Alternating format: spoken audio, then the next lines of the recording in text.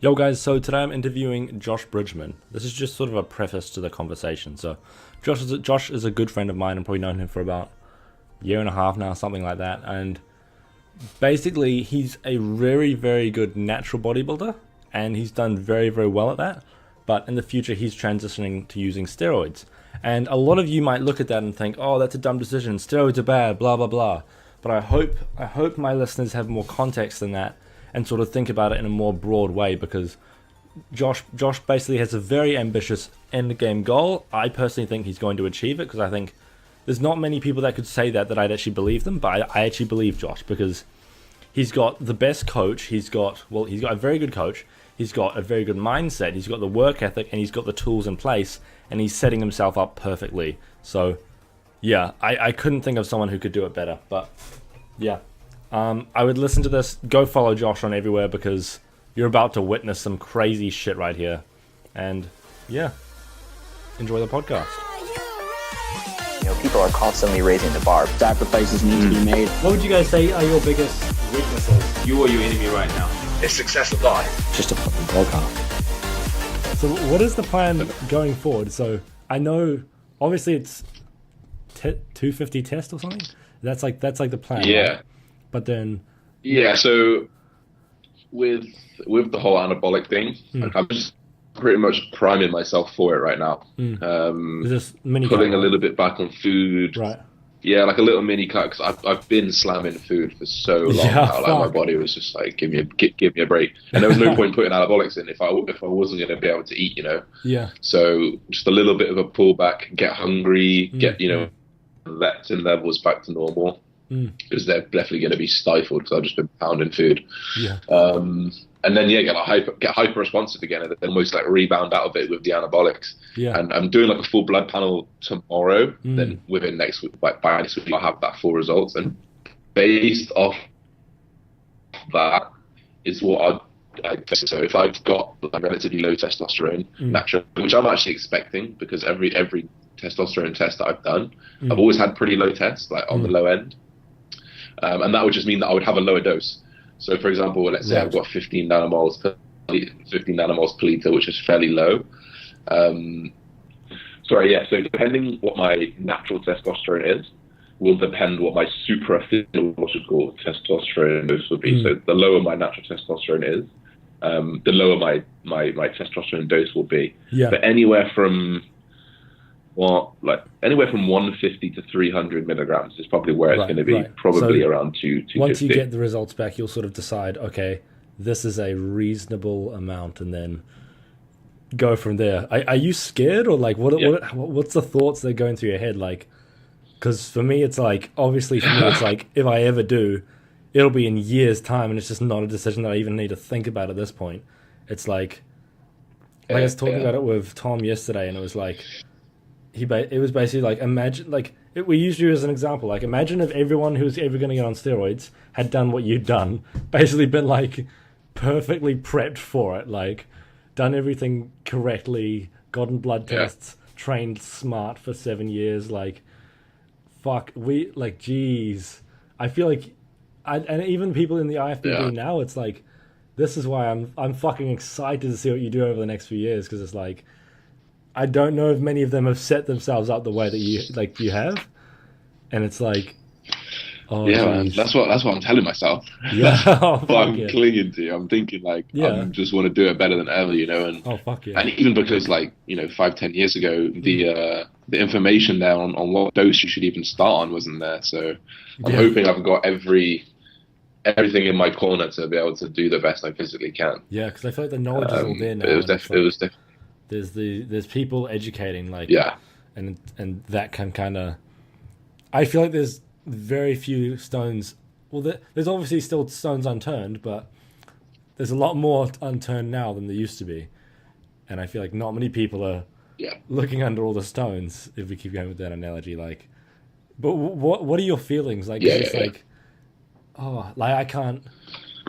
Yeah, I've been through so many emotions. Like when I was like first making the decision, basically what happened is I did this whole off season actually, and like I always said, like I was going to take this extra year off, so it'd be 2 years off, and to really make a difference. And the more and more like I was beating myself and killing myself in the gym, and I kind of just thought like I don't actually want to be a pro natural bodybuilder. That wasn't a goal. That was never like that's never like what I wanted to do. And so as I was kind of getting closer to well, I guess it's closer towards the competition season, still pretty far away, but the more and more I thought about it, the more I was like, fuck, I'm not really working towards my goal here. I've always wanted to be an IFBB pro. I've always looked at those dudes.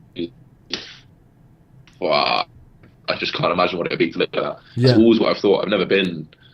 I do love natural bodybuilding. Natural bodybuilding is my first love, of course, but but it wasn't the goal. like, and then it's just like unfiltered. Like there's I get why people are very quick to hate on like steroided bodybuilding or unnatural bodybuilding, but it's like in reality, and I think it's people always like to hate on money, but it's like it's where the money is, and it's where the money is for a reason.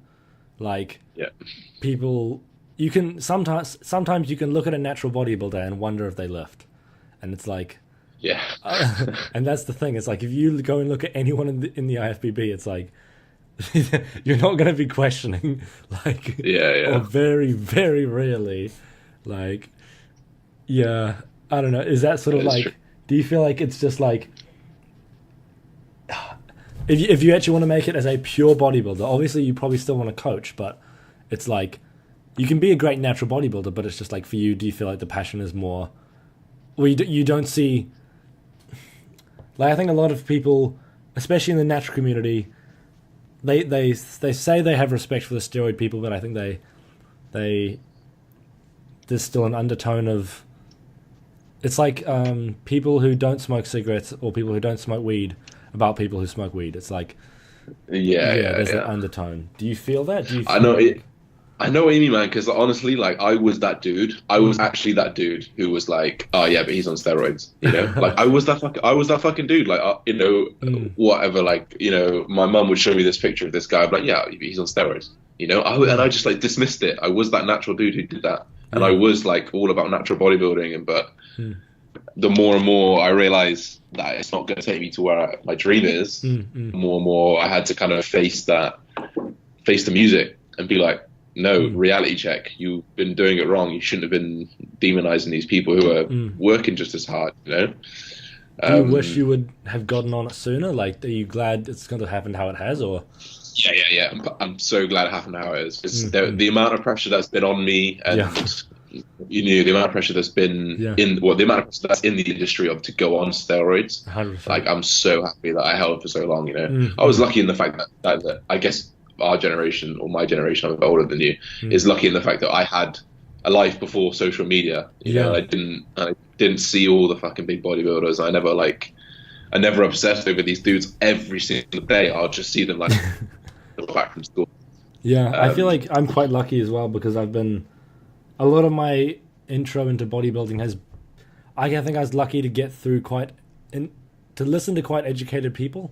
And like get into 3DMJ relatively, when I started to take bodybuilding quite seriously and actually start to call myself a bodybuilder, it's like I don't think I'm obviously not like ready to compete yet, but it's like, I think once I started to feel that way, it's like I had high quality people that I could listen to, and they'd give me genuine advice. And it's like, man, people like yourself, Callum, TM Cycles, it's like none of you guys are like, oh, basically, if you want to get jacked for a holiday, get on steroids. Like, that's not even remotely the case, right? And it's like, what would be your, like, because I feel like everyone, whenever you get a message from someone saying, hey, this is my first cycle, I've been training for 2 years, and I want to get on trend, test, and whatever the fuck else, it's like, oh, jeez. Yeah, it's savage, man. It's savage. It's like, there's a lot of, it's just brash. They just think it's something they can do, like take their multivitamin, but it's life changing, man. Like the moment you put that needle in your bum, like you may never have kids again. You know, you might be that person who just doesn't react well with it, and your HPT axis gets knocked down forever. You know, that could be me. That might well be me. And that's I'm not saying that the odds I'm not saying the odds are massively that's going to happen. Yeah. Because Ronnie Coleman had all of his kids on cycle. Dorian Yates had all of his kids on cycle. So it's not going to happen. But that is a risk that you need to take, even if it's a % chance. Yeah. That's a risk you need to take. That's a pretty big decision. Do you feel like the risk gets way bigger if you approach it like an idiot? If you approach it like you don't do your bloods, 100%. you just do whatever, you do whatever cycle. And yeah, man. like my thing is 100%. like the amount of gains you can get naturally in the first 6 months if you don't train. Like if you train smart for fucking like 6 months, you can do a decent amount. Like, and that's the thing. It's like, man. Really. If you even introducing. Sorry, carry on. Like if any random kid who gets in the gym trained how you do, they would not. I doubt many of them would be like, oh shit, I must need steroids, because it's like I feel like the majority of people who are thinking, oh fuck, should I get on steroids or SARMs or some bullshit? It's like most of them train like idiots, and it's like 100%, man. That's literally how my life cycle went. Like I started off being a bro. I still got pretty good gains. I then learned how to do. Then learned about frequency. Yeah. So I changed my frequency. I then got pretty good gains again, and I'm like, shit, like I feel like I grow like someone on steroids. And then I got with JP, and then he taught me the intensity, low volume. So I did that, and I grew like a fucking weed again. Yeah. And I'm like, damn, I don't need steroids. And then this year, I would say I do every single thing that you possibly can. Yeah. I think, bar maybe one thing that I can't think of. Yeah. I feel like I do every single thing I can, and look what happened. Like I grew like a motherfucker. Like I'm bigger, stronger, better than I ever was. And each year that you do something, you're gonna maximize it. And until you fully maximize things for a very long time, and progression's coming. Yeah. And you're of age, and you know where you stand. And then think about it. And your goal is strong enough. Like it's like you have to genuinely. And I think for you, it's also a case of like everyone's seen you do it so well naturally, right? And then the fact that you're going about it and being actually honest, it's like, I was talking about it with Tom yesterday. He basically said, if you compare it to someone like, I mean, he gives Brandon a lot of hate, but someone like Brandon, where it's like they were a fake natty and then they revealed it. For you, it's like, on your rise, it's more like you've never gotten to a point where you've been like, oh shit, by the way, guys, I'm on train. Like, that never happened. And it's like, I feel like that honesty is going to be very valuable in the future. I mean, I hope so. That's the goal with it, honestly think like the more and more I've been thinking about business and how to grow and because a part of this big decision was like a lot, like in fact 99% of my clients are natural, and I didn't want me going on steroids to affect like my clients or my my business. I didn't want to get less attention because I'm now taking steroids or anything like that.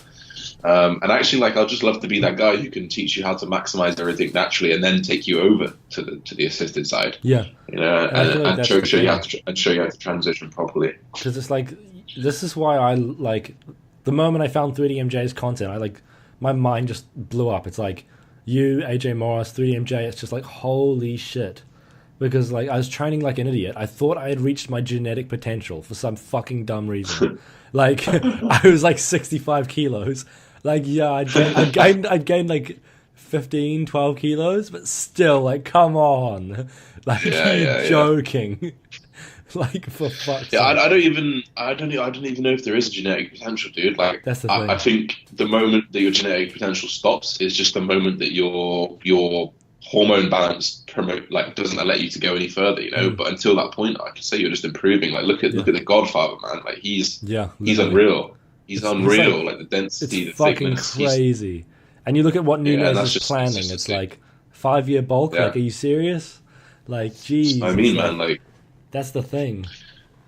What would be your opinion on this? Because I've wanted to get someone's opinion on this for a while.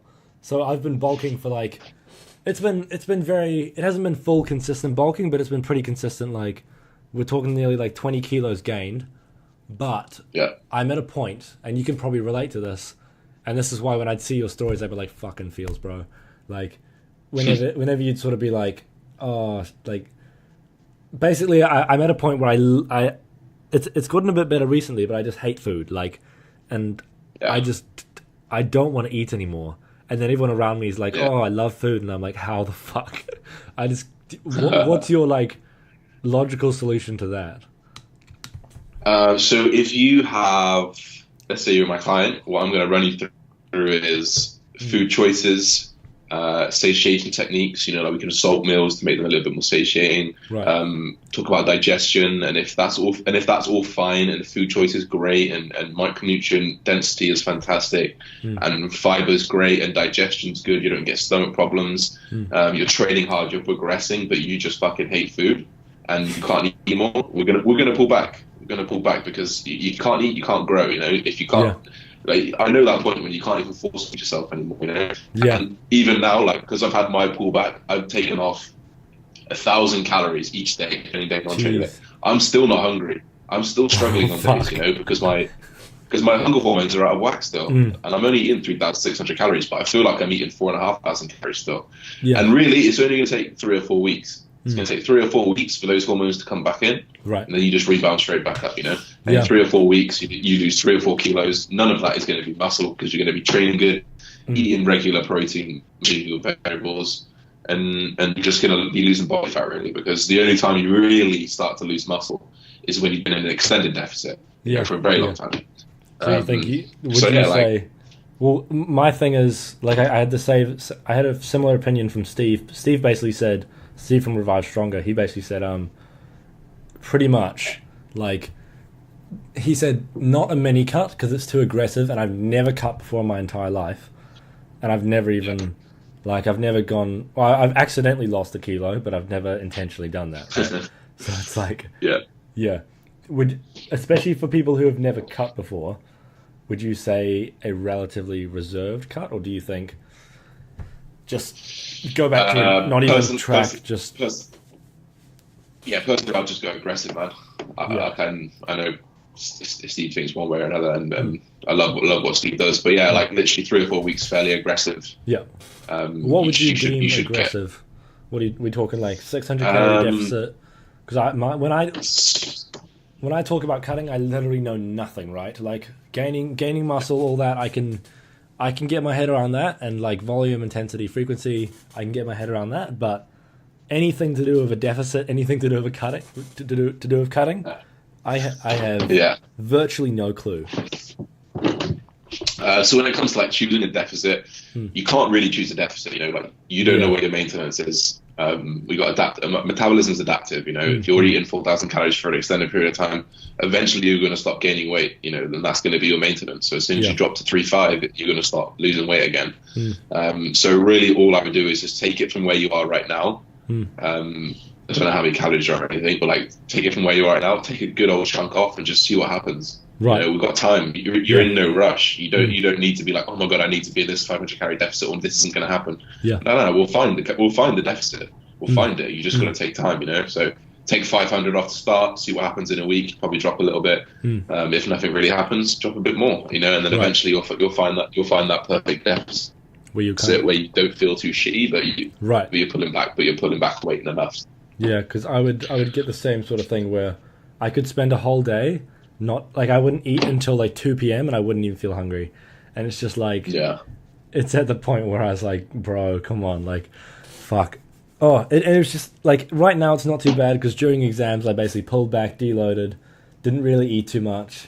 Like I just sort of tried to focus on exams, not failing those, and like, I didn't get to the point where I enjoyed food yet, but I found I didn't look at food with such not disgust, but just food with such. I know what you mean. Yeah, like I would sit down in front of my computer with a meal, and I'd almost just push it away, no matter how fucking good it was, right? Like, it's just not enjoyable. Yeah, do you think like? Yeah, man, your body's always going to give you signs. Yeah, it's like, do you feel like that's because I feel like a lot of people cling to numbers a lot, and I think, as you said before, it's like you can't pick a deficit. Do you think it's more we should be going off? And this is for things like a contest prep, for example. Should we be going off photos? Should we be going off intuitive feelings when choosing a deficit, or feeling if we're in a significant surplus? Or do you think most people are too rash to sort of judge that stuff? Or do you think once you get advanced enough, you can? Definitely once you get advanced enough, like you can just do it all off intuition. When you've been doing something for so long, it's like riding a bike. Yeah. But I'm still an advocate of just knowing the variables, man. Especially in natural bodybuilding, like you need to know the scale weight. You do need to know it, regardless of what people say. Yeah. Like okay. Like if your general trend is not going downwards, you're not going to be gaining muscle really like much when you're in a deficit. Yeah. So yeah, I'm just that guy who just knows exactly what's going on. I know every single variable. I know how much I'm sleeping. I know how much eating, training, steps, everything. So if one goes out of whack, you can just adjust and move forward. And it's the same when you bulk and when you cut. Right. So it's more like you don't want to. You want to know what you're dealing with, and I think. Exactly. I think you have know what's going on. I think you may have there's a question with TM Cycles where I almost disagreed, but I'm not. Obviously, I don't think I don't know much about this stuff compared to you guys. But when it comes to it was about training to failure. I made a comment about RPE or something, and then. So, what's your opinion when it comes to things like? This is something that I find quite interesting. A lot of people in the natural community talk about like 3DMJ, Revive Stronger, etc. They will lean more towards managing fatigue more often and maybe leaving some reps in the tank more often and doing stuff like that. Do you think when do you think there's a place for going to things like RPE 8 and 2 reps in reserve, 3 reps in reserve? When do you think there's a place for that, and when do you think you genuinely should go to proper muscular failure? Yeah, good question. It's hard to I love training to failure. That's going to be my way of training for right now. Obviously, I'm subject to change, but it's hard to say that RPE doesn't work when you've got people like 3DMJ, Steve Hall, you got Jared Feather. Yeah. It's hard to say that it doesn't work. So I don't think you can dispel that. Both work.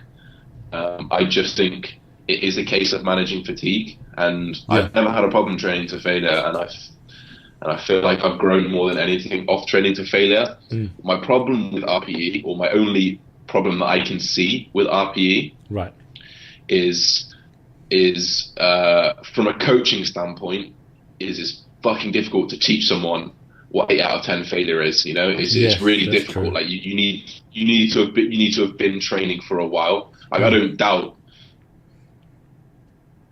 this will be exactly what 8 out of 10 failure is because they've been doing it for so long. But I think you need that period of time going till failure to know where the limit is, because some people just don't know where the limit is. Yeah. And with respect to natural bodybuilding, I see some RPEs get sets, and I'm like, that was so easy. You could have done so many more. Yeah. And you've seen the places that Callum go. When they just switch off. And you saw that meme of you the other day. It's like.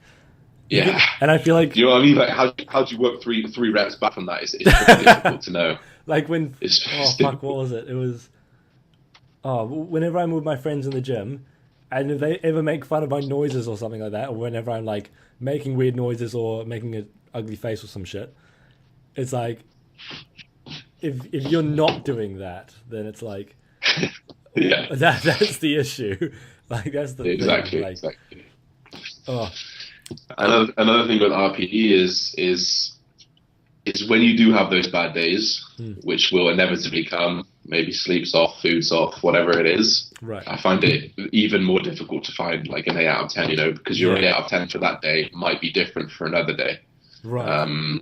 So things like that will dictate, what happens if you feel a little bit ill and you don't have this amount of weight and this amount of reps, the minimum beat to, it's difficult. But that's not to say you can't do it because look at these dudes. These dudes what would you say?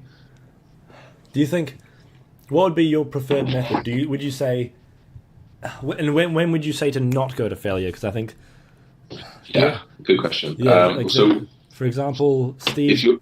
This is a weird example, but Steve was doing deadlifts the other day. He talked about it on a story, and he left like what he thought was like 4 reps in the tank, and he was fucked the next day because he hadn't done deadlifts in like a year, and obviously, he wasn't accustomed to them. When do you think you should be wary of the fatigue? Because another example for recently, and I found this with a lot of my leg training, is because I've been doing as I think you suggested this was was up your leg volume if you genuinely want to grow your legs, like frequency. And I've been doing like 3 times a week. And the thing that I've really been noticing is so much glute fatigue, like over anything else. My glutes are just like, they are fried for ages. And Yeah. it is just, they are absolutely fried. When do you think, when do you think you should not go to failure? Or when do you think, what's the sort of time where you think failure is a must?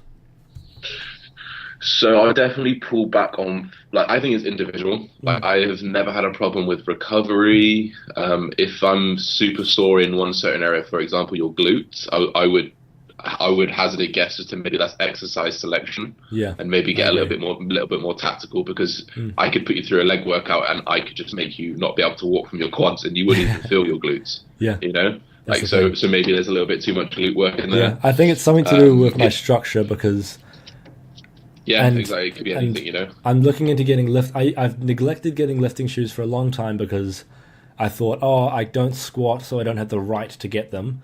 But in reality, I don't have the flexibility. My calves aren't tight, so it's not limited by mobility. I think it's just I don't have that range of motion in my ankle, and I think that causes. I think that's limiting my quad growth, and I think my glutes take over somehow. But I don't. That could well be. Or something. I mean, play with exercise selection, man. Yeah, like I'm trying to figure out, like, if a split squat will work, but I'm finding. Yeah, I'm trying to figure out what works. We don't have. I always see all you British dudes using hack squats, and I'm like, fuck, I wish I had them, but we don't. We only have like leg press, normal squats. You got so much beautiful shit over there, honestly. Yeah, man, it's good. I mean, you can do things like reverse banded squat, so it helps you out of the hole, so you don't put too much on the hamstrings or glutes.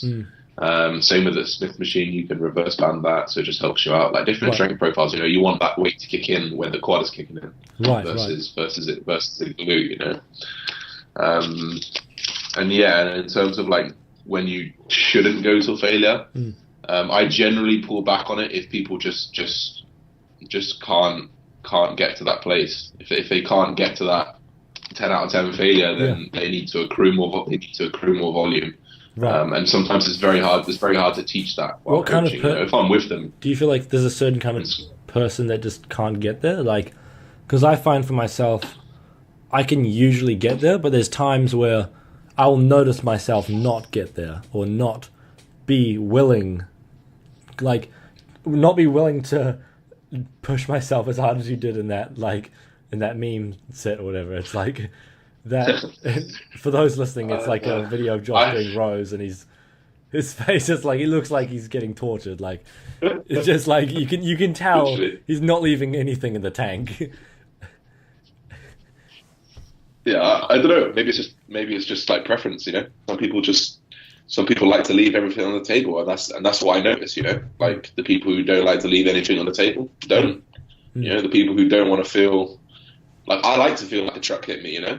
And then I like to go back home and I like to recover as hard as I can, and I like to hit that session again in a couple of days' time.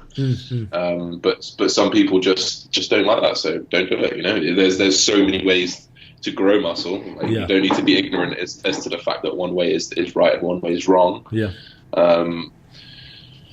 Like, you know, this game is so personal. You know, what I give to one person is different to the next person. So, like, I always start people out with a failure, and then just get like feedback videos and just see what's going on, and then go from there. Sounds but good. I would pull back on intensity, just even if it's just not working. Maybe there's like a slight injury. So if you're going to that like fine line of pushing your body to the max, and you've got something that might pop, like, just don't. Like, what's the point in risking it?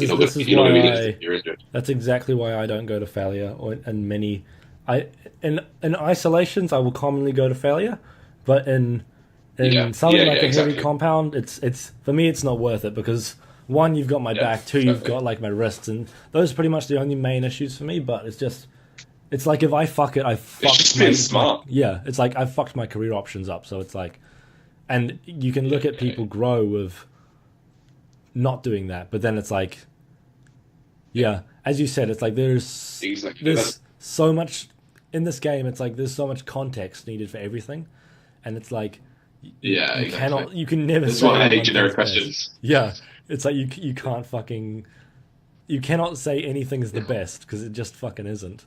And it's like this, Exactly. yeah. As What? long as the general trend is Yeah. progressive overload, Mm, like it doesn't really matter what your RP is, as long as it's like a minimum, you're not going too light. yeah. Like it doesn't matter too much, as long Yeah. as the general trend is upwards. You know. Yeah. As long as it's relatively hard and volume's increasing, gaining muscle, like Exactly. no issues. What about, Exactly. here's one thing, I think I asked you a question about this on your story, but I'd like you to elaborate, but I think I might have. Because I've asked heaps of people this because I find it quite fascinating. What's your opinion when it comes to deadlifts for hypertrophy? And also, Yeah. when do you think, I think, like, I'll probably already know where you'll lean with this, but do you think an off the floor deadlift is mandatory? Do you think there's certain things it can give you that you can't get from something like a Romanian deadlift? Or do you think, Yeah. what's your sort of philosophy on Um, deadlifts in general? So for me, this is just mechanical. Like Right. you don't need it. You definitely don't need it. I've not deadlifted in over 18 months. Right. You definitely don't need it, but if you can use it, it's a great fucking technique to just build some solid tissue pretty much on your whole posterior chain. Yeah. If you can do it, for example, AJ, he's an absolute Yeah. monster at deadlifting, so you should probably deadlift. Those exercises that are yours. Everyone's got an exercise, Yeah. I'm a presser. I've always been a presser. So I fucking beast pressing. And that's just what I do, When it comes to deadlifting, I can honestly probably not pull 180 off the floor. And I can barely rack pull 200. And I can see 17, 18-year-old kids in the gym who can do 220, 240, I just physically cannot do it. But I know that I can bend over row like 140, 160, So like mechanically, my body is stronger when I split it up. I don't know what it is. It's just something that's in my genetic makeup, in my leverages, in mobility. Yeah. Like there's something that's stopping me from putting the most I can to overload that muscle in the deadlift. So I just don't do it. I think I'm in a similar boat. Like, conventional deadlifts have never felt good for me, but I think, as you said, I've found Romanian deadlifts recently have felt absolutely phenomenal. And it's like, they don't feel like they're going to injure me. I was watching a video just now. Yeah, like they just feel so good, and I feel like I can progress that up to, like, for me, the most I've ever pulled on a deadlift is like 100 kilos, and it's like, yeah, and I feel like I can Romanian deadlift more than that, way safer, more comfortably for higher reps, like. Yeah, I feel like it just feels fucking phenomenal. Now I'm just gonna do it for quads, and then we're sorted. Yeah. What about where do you draw the line? Because I think with people like yourself, like Callum, like Tom, I know it is still evidence based, but I feel like you guys lean more towards anecdotes or lean more towards shit that is just proven to work, and then applying science within that instead of just relying on studies. Where do you draw the line of... I've quite enjoyed asking this question to different people recently. Where do you draw the line of, like, experience-based versus research or evidence-based? Yeah, so I honestly reckon if you got Callum on here, yeah, I'm hoping to get him on.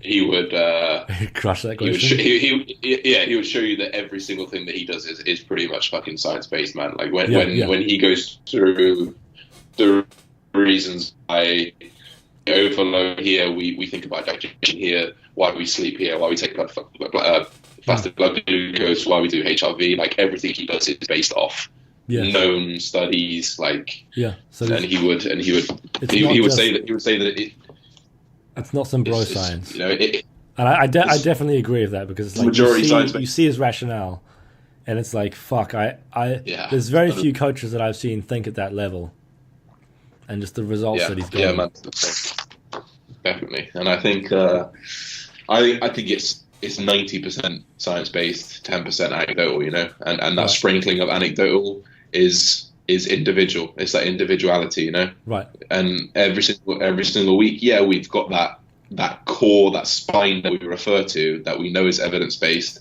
with progressive overload, progressive eating. We know how much minimum protein, and we take that core, that spine of science-based evidence, and we just apply that 10% individually, and we allow for that individual variance, which he is like, I know more about me than he knows about me, of course I do, because I'm feeling it. I know how I feel. I know what I feel when I eat this meal. I know what I feel when I do this exercise, and that's that communication. That's that extra 10% that I think Anecdote takes over. Yeah. So yeah, like I would definitely think it's a combination of both. Yeah, because I think it's like, obviously, I think there's certain things that Anecdotes can provide that you cannot get from research, such as like, I don't know, what feels better in a study or something. Oh, I guess you could probably measure that, but like there's always things that you can't be measured, quote unquote. And then, as you said, like you cannot, the research cannot tell how you're feeling. So it's like, and when it comes to, also let's touch on this, when it comes to how you're feeling at the time, and then obviously I know you use HRV as a tool for that.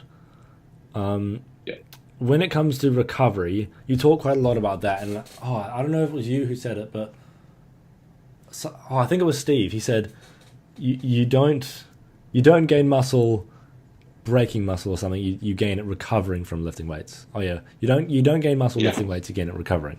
So this is something that I'd like to cover quite extensively. I hear you talk about recovery quite a lot, but what in particular does that entail? And what do you think the main things that most people are missing are? So recovery is so wide. Wide. Recovery, we talk about reducing inflammation, we talk about reducing systemic fatigue, neural fatigue, so we can maximize our next training session to repeat the process. The main thing for me that I see people miss is sleep. And I was that guy last year. Like I remember posting stories on my Instagram, thinking I was cool because I was waking up at 4 a.m. because I couldn't sleep. And I was putting these pictures up, thinking, hardcore, bro. That's not hardcore. You know what hardcore is? Getting 9 to 10 hours of sleep. That's hardcore. I love when I see you post that, because it's like, like right after this podcast, I'm gonna go get like a nice solid 10 hours of sleep. Like, it's like, exactly. That's it. Right. So that's my biggest thing that I find that people miss and overlook is the sleep.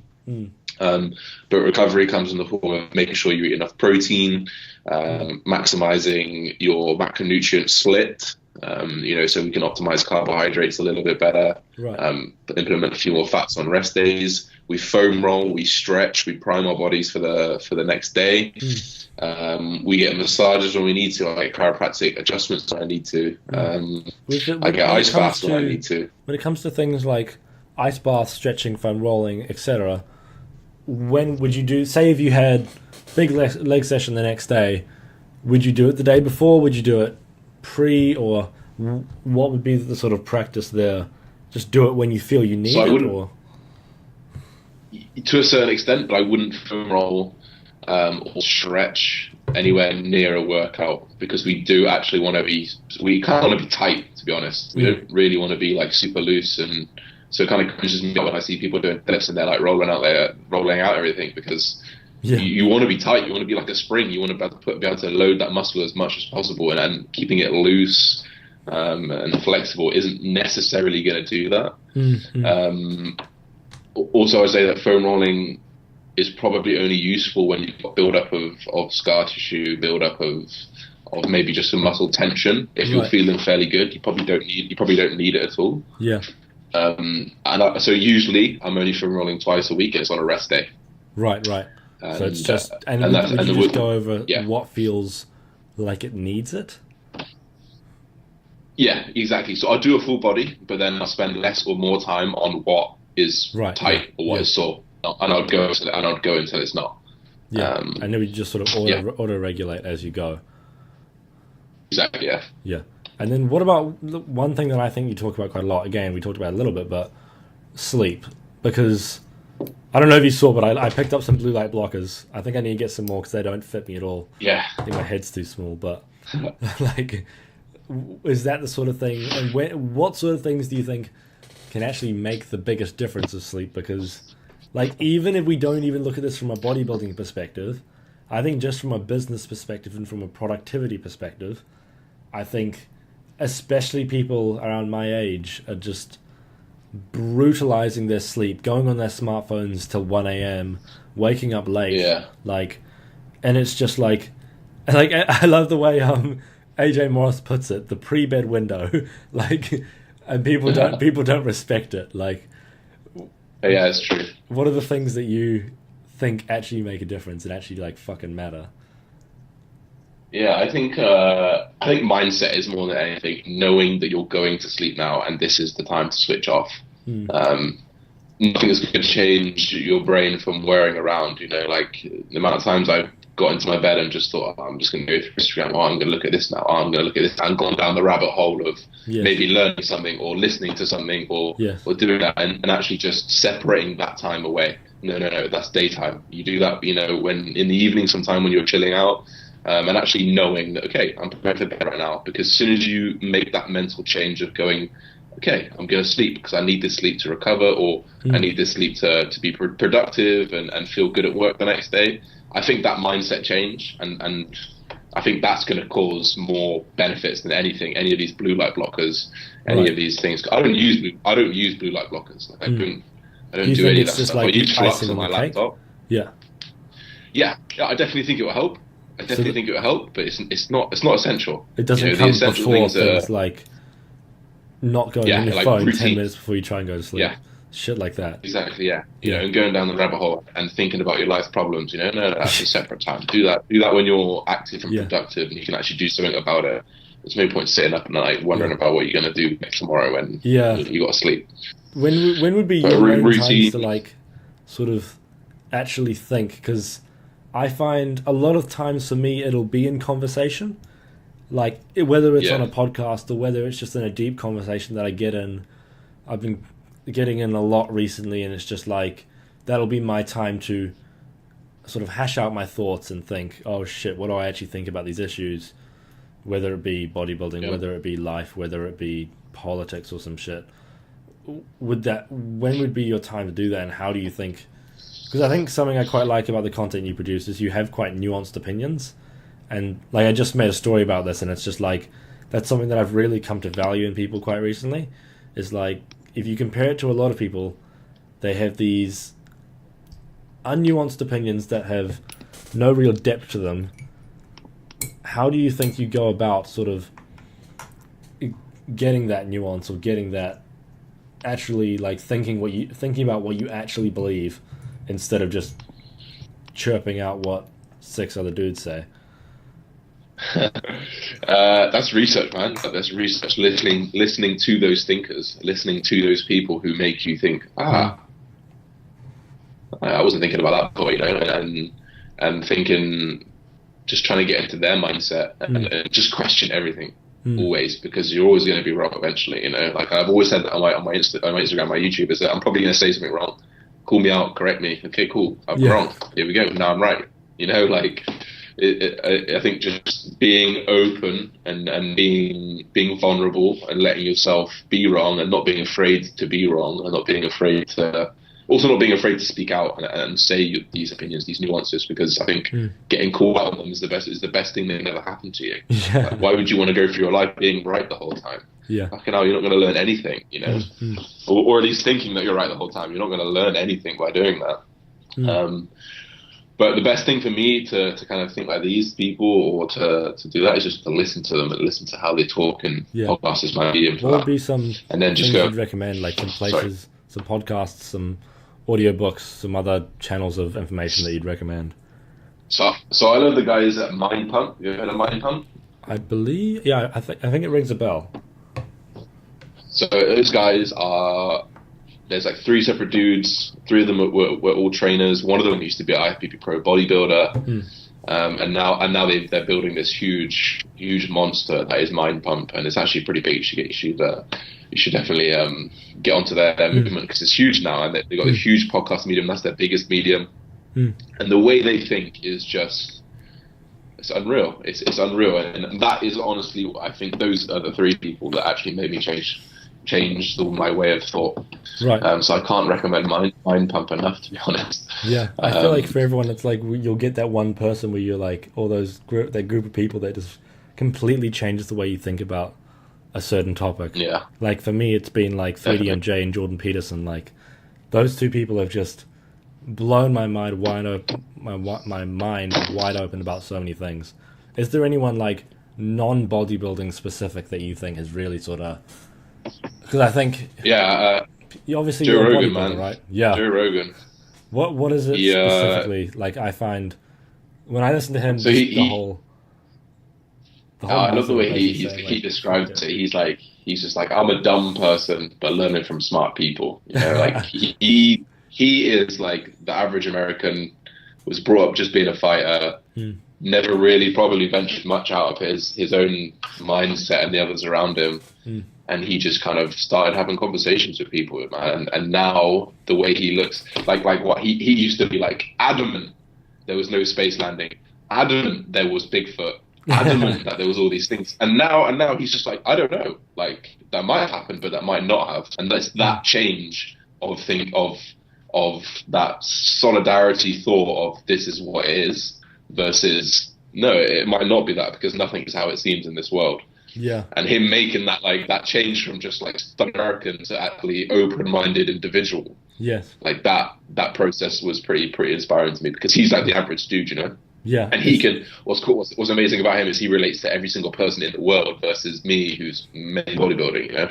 Yeah, that's the thing. I don't understand how he does it. Like, there's a big conflict for myself. Like thinking, damn, do I niche down into bodybuilding or do I try and become the next Joe Rogan, like, or the next whatever, like do something similar to that where I can stay general.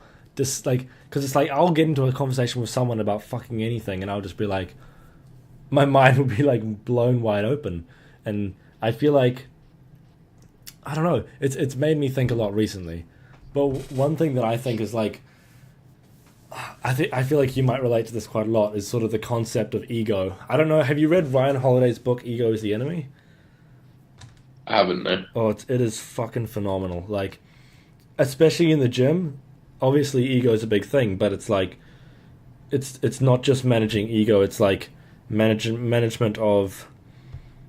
It's basically management of ego in all senses. Basically, for example, instead of putting, I guess social media kind of is the one caveat where you almost. But then again, it's a complex topic, but. For example, with ego, you don't want to just assume that you know everything, right? And then, but yeah, and I think, like this book, every time I think about it, I have to rethink everything I'm thinking. But where do you think that, especially in the gym, but also just generally, where do you think ego has to be put in check? Because I think for me, it's like, for example, for me with squats and deadlifts. For a long time, I felt as though my ego was too big for me to not squat and deadlift, and I'm not built to squat or deadlift with a barbell. And I had to get over that. Has there been anything for you that you sort of realized, like, oh shit, like I'm just not, my ego's been making me think this, and then you sort of had to... Yeah, man, definitely. I think, I don't know, on the contrary, like I do think ego is a fucking devastating thing to have to people. It can completely shadow you from like enlightenment. But I also think some sort of ego is needed because sometimes it's that ego that pushes you to those places that other people can't go. I mean, I use Phil Heath as an example when I talk about ego sometimes. I think, yeah, he's got a big ego, like, and that's probably what made him so fucking great. Because he's just like, ain't nobody working like this, every single rep, you know. And I think it does have a place. I do think ego has a place, but being able to have your ego shattered at any point has to be an option. You know, it has to be an option, and you have to be open to that idea in the right circumstances. I think that's one of the first defenses of ego that I've ever agreed with. Because usually, whenever someone's defending ego, they say, "Oh, it'll make you blah blah blah, do more," but the caveat of saying that you need to be able to have it shattered, that's the thing that I think makes the difference. Because the way I see ego, 100%. it's just delusional confidence, and it's confidence that has no boundary, and like it's got no, there's nothing that makes it real, or there's no reason you should actually have it. and maybe Yeah, a absolutely. bit of delusion might be good sometimes. Yeah, on occasion, you know, sometimes ego can be earned, and it might be the downfall of you at the end if you hold to that ideology of ego. Like if you earn the ego, like Phil did, and he really put the boundaries with it, you know, like he really probably shouldn't have gone as far as he did with his ego, but he could have been that guy who was like, you know, ego 0.8 versus the whole thing. Yeah. I feel like it's a man, like, dangerous as long as thing. I just think vulnerability. Yes, Yeah, man, yes, I completely agree. Especially in conversation, I think that's what I've kind of learned is like, I feel like that even in non-recorded conversations, if you're vulnerable, the conversation can go to new places. Whether it's recorded or unrecorded, 100%. it's just like, then the person isn't worrying, are you judging them or whatever the fuck. It's like, I think it's, and especially in the gym as well, you have to like for me, the reason I'm scared to do a cut is I'm like, oh, but I just hit 70 kilos. I'm nearly like a normal size, right? But it's like, in reality, for me to get bigger, I have to Doesn't mean get shit. smaller. Doesn't mean shit, you know. Yeah, exactly. It's a fucking number, and it's like, it's just like, in reality, I just gotta get over it and fucking figure out what the most efficient path forward is. Because in reality, the goal for me at this point is to compete at some point, do as well as I can with the situation I'm given, and yeah, like, I feel like I've been actually given relatively good genetics despite of how like small I started off. But I think like muscle insertion wise, it's fine. I just need to do what you've done and just keep fucking growing. Like, just commit to that. 100%. Yeah, I think we'll probably finish off relatively soon. But when it comes to Josh Bridgman in the future, what is the plan? So, start the cycle. Where does it go from there? Are we talking like 3 years of investing? What is is there a plan at this point? Is it just sort of go with the punches? So the goal is IFBB Pro. It's the first goal. I'm going for that next year. I'm going to train to win that next year. Right. Whether that happens in reality, I don't know. But it's definitely like the starting the cycle is the first step towards that goal that I've had since I started bodybuilding. Right. And then once we get that goal, it's on to the next one, which would be Olympia, you know, and to get into that top 5, get into that top 3, and then, you know, who knows, you know, further down the line to win that thing. Yeah. That's the end goal, man. There's not many people who I could actually hear them say something like that and actually believe them. But it's like, with you, you've put in all the work, you've done it logically. There's not many stones that are left unturned, and it's like, fuck, I cannot wait to see this happen. Maybe it should be. Like, if it doesn't happen the first time you try for IFBB, maybe it'll happen the second. Like, I know for a fact it'll happen eventually, and it's like, I just cannot see it not happening, because like, I can't see a more ideal situation to do this. Like, maybe all the other IFBB guys have done the same thing, but I just don't think they have. Like, but maybe they have. I mean, that's why. I mean, yeah. Like, I wouldn't be doing this if I didn't think I was in with a shot, man. Like, I asked myself the questions. Yeah. For literally 4 weeks, I was going through like bad anxiety, like just mental state where I was just trying to ask myself that question: like, am I prepared? Like, do I have the genetics? Do I look good enough? Do I have this? Do I have that? And I ran these questions over my head a million miles per hour every single day. And like, I came out that tunnel and the answer is yes. Like, I feel like I do. So yeah, and I feel like you gotta have that confidence. What would, like, I don't know how you'd be able to sort of deal with it if you were just like, nah, you know what, I'm not going to do it. And then for the rest of your life, I feel like you'd be like, shit, could I have done it though?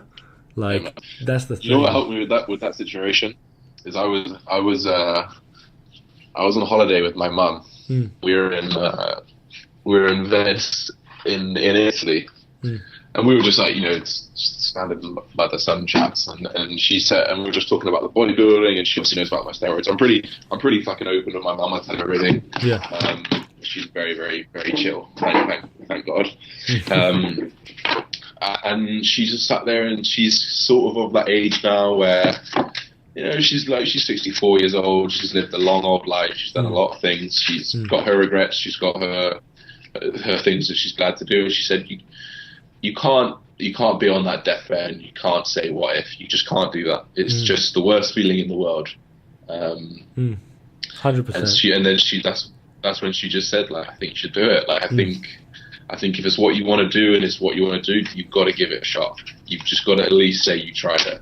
Yeah. You know? And I feel like for that to come from like your mum, it's like, and for something as serious as steroids, it's like that. Did that sort of make you realize you're like, oh shit, like, because I feel like the amount of pride that she would have seeing you, like, when you do it, it's like, fuck. Yeah, it'd be unreal. Yeah. Like, there's just... That was the catalyst. Yeah. And you, at that point, you were just kind of just like, fuck it, like, it has to be done. Like, because I feel like, what's the other option? Like, for me, it's like, there's just certain non-negotiables in my life now. It's like, podcasting is non-negotiable, lifting is non-negotiable. Like, and probably at some point competing will be non-negotiable. Do you feel like it's kind of like that? It's like, eventually it's gonna happen. Yeah, so that was what kind of drew me to my answer to start now, was like, it's gonna happen. Why are you working towards something that's not your goal? You know, and I kind of said that in the video, the summary video. Is like, I feel like I'm working towards something that's not my goal, and it was just like a bit like, it's hard to give yourself, and you know, the bodybuilding lifestyle, like, you give 24 hours a day. It's hard to give that to something that you're not necessarily wanting to do, you know. So that's what helped me make that decision to just go ahead with it. And man, it's going to be a hell of a ride ahead. It's the beginning. It's going to be a fucking fun one to watch. How has the reception been all right from people? Because I feel like most people are more pro steroids or more understanding of it. But do you feel like has there been certain people who have not been that, well, they don't really know about it? Like, yeah, there's definitely some comments. My dad's not the biggest fan of it, to be honest. He's a lot more old school with it, and he was just kind of like, no, like, just like, yes. 25 years old now, Dad. You can't tell me what to do. Yeah. But yeah, I've definitely had some negative feedback, and actually, honestly, like, I feel like going back to the ego, or what was holding me back from making the full decision was actually my ego and me. You know what? Like, this. Fuck it, we'll say it now. I was like, I love being told that I'm fake natural. I love being told that there's no way you're natural. And when I get that shredded, you know, those crazy veins in my stomach and crazy grainy, like, I love that feeling of people just being like, nah, you're not natural. I know you're not. People tell me that they know the people that sell me the gear, and I'm just like, it's so great that you say that, because I know you don't.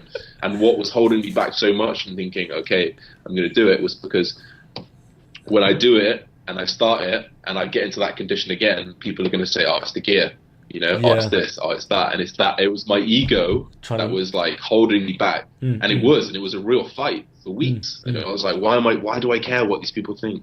Oh, but I do. Like, I genuinely cared what these people thought, and I found myself going through the comment section of that video that I made, my decision to make steroids, and I only read the negative ones. As soon as I saw a positive one, I brushed over it, you know, and I only read the negative one, and I just thought, fuck, maybe he's right, you know. And it was my ego just clinging to that.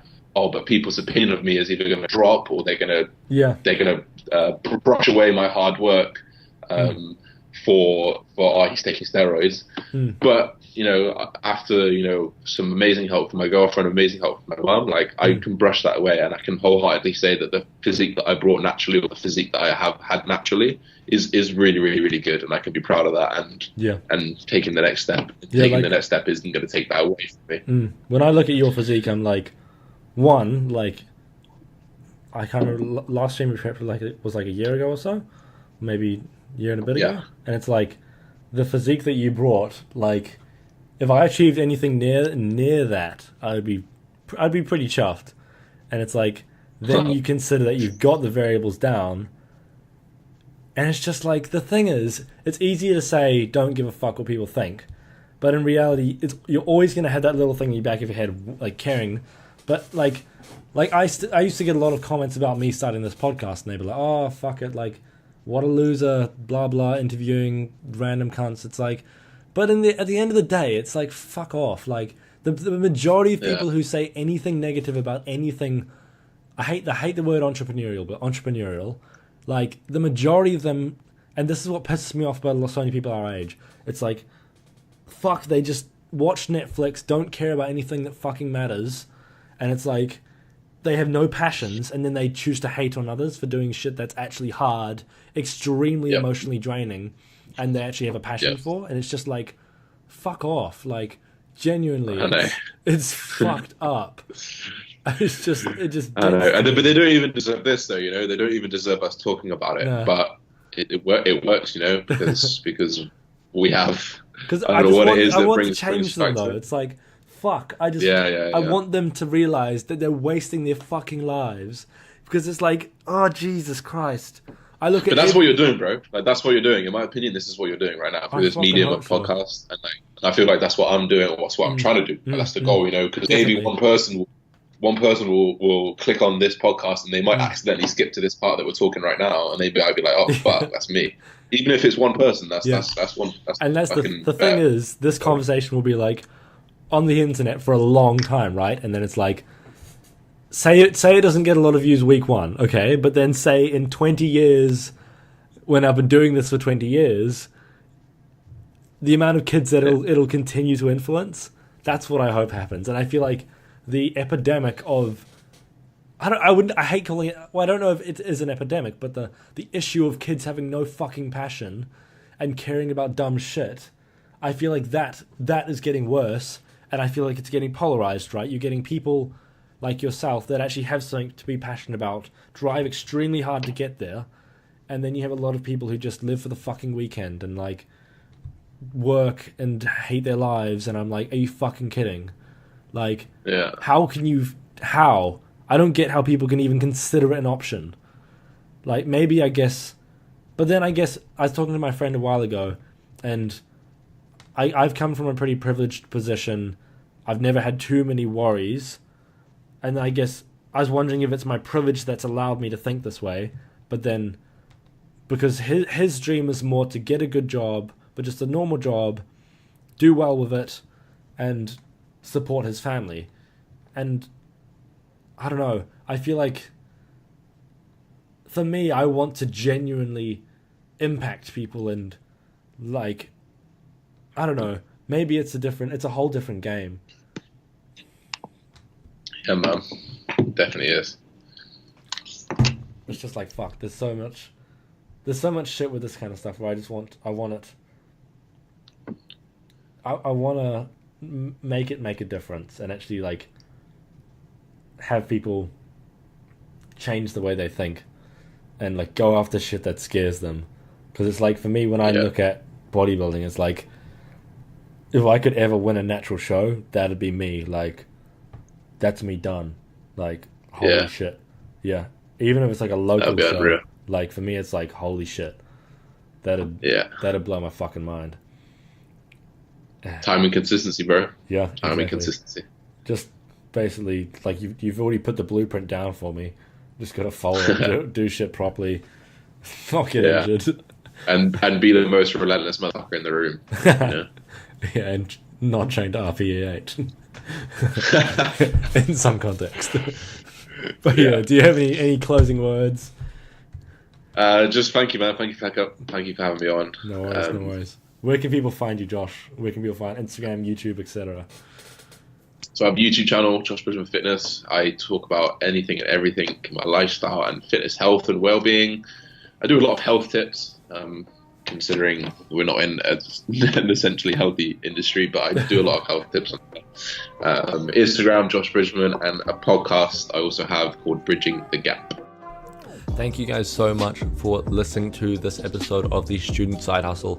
I would appreciate so much if you would leave a review if you'd like to hear more of what I'm saying. Then I would love if you would follow me on Instagram or check out my other social media, all linked in the show notes. And again, I would just like to say thank you so much for listening. Have a wonderful evening and study hard.